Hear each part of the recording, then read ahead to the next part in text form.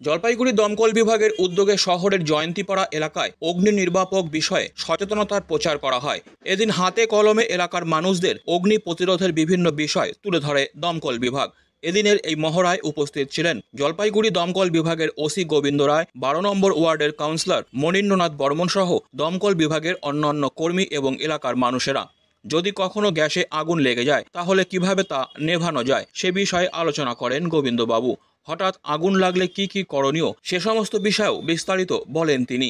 এ বিষয়ে জলপাইগুড়ি দমকল বিভাগের ওসি গোবিন্দ রায় বলেন, দুর্গাপুজোর আগে আমরা বিভিন্ন বস্তি এলাকা এবং যে সমস্ত জায়গায় ঘন জনবসতি আছে সেসব জায়গায় অগ্নি নিরাপত্তার বিষয়ে মহড়া করে থাকি। আজ জলপাইগুড়ি জয়ন্তীপাড়া এলাকায় এলাকার মানুষদের অগ্নি নিরাপত্তা বিষয়ে সচেতন করলাম। আগুন লাগলে কি করণীয় তা হাতে কলমে শিখে নিলেন এলাকাবাসীরা। অপরদিকে 12 নম্বর ওয়ার্ডের কাউন্সিলর মনীন্দ্রনাথ বর্মন জানান, আজ দমকল বিভাগ আমাদের এলাকায় একটি সচেতনতা শিবির করলো। এতে এলাকার মানুষ অনেক কিছু জানতে পারলো। আমি তাদের এই উদ্যোগকে সাধুবাদ জানাই।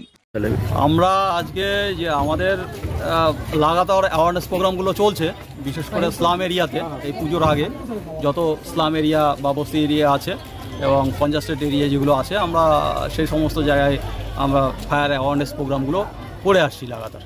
আজকে 12 নম্বর ওয়ার্ডে আমরা জলপাইগুড়ি এসেছি জয়ন্তীপাড়াতে, এবং সেখানে আমাদের ফায়ার অ্যাওয়ারনেস প্রোগ্রাম আমরা করলাম এবং কীভাবে আগুন লাগলে প্রাথমিক স্তরে আগুনটা নেভানো যায় এবং অগ্নিজনিত সচেতনতা আমরা এই জনগণের মধ্যে বাড়ানোর জন্য এই প্রোগ্রামগুলো করছি। আমাদের ওয়ার্ডে 52 নম্বর ওয়ার্ড জয়ন্তীপাড়াতে ফায়ার সার্ভিসের থেকে লোক এসে ফায়ার ডেমনস্ট্রেশন, অর্থাৎ কোথাও একটা অগ্নিকাণ্ড ঘটে গেলে, বিশেষ করে গ্যাস সিলিন্ডার বা ঘরের মধ্যে বা কনজেস্টেড এরিয়ায় ঘটে গেলে কীভাবে আগুনটাকে নিয়ন্ত্রণ করবে সেটা তারা হাতে কলমে ডেমনস্ট্রেশন দিলেন পাড়ার লোককে।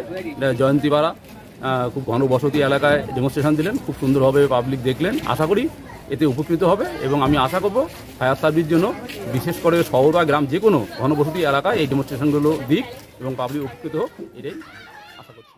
Disclaimer. This channel may not promote any violent, harmful or legal activities. All content provided by this channel is meant for an educational purpose only.